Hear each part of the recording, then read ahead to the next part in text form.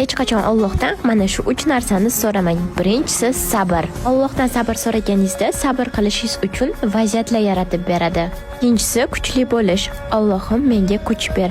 Bu so'zni aslo ishlatmang. Agar siz Allohdan kuch so'rasangiz, kurashib yashashingiz uchun ham vaziyatlar yaratib beradi. Uchinchisi bo'lsa, hech qachon Allohdan kimnidir unutishni so'ramang. Allohim kimnidir unutishingizga ruxsat bermaydi. Siz u insonni qo'yib yuborishingiz kerak. O'sha bo'lib o'tgan vaziyatdan nimalarni o'zingizga oldingiz, nimalarni angladingiz, nimalarni tushunib yetdingiz, xulosa chiqarishingiz kerak va butunlayga qo'yib yuborishingiz kerak. Dilamo o'shaning uchun ham Allohdan har bitta narsani so'rayotganimizda juda ham e'tiborli bo'lishimizni va to'g'ri duo qilishni o'rganishimiz kerak. To'g'ri duolarni o'rganish uchun menga obuna bo'lib qo'ying. O'zingizga foydali bo'lgan hamma videolarni mana profilimdan topasiz. Oilamiz tanlovi bo'lgan muz yarim tayyor mahsulotlari va nataxtari muzdek gazli limonadlari doimo bizning dasturxonimiz ko'rki.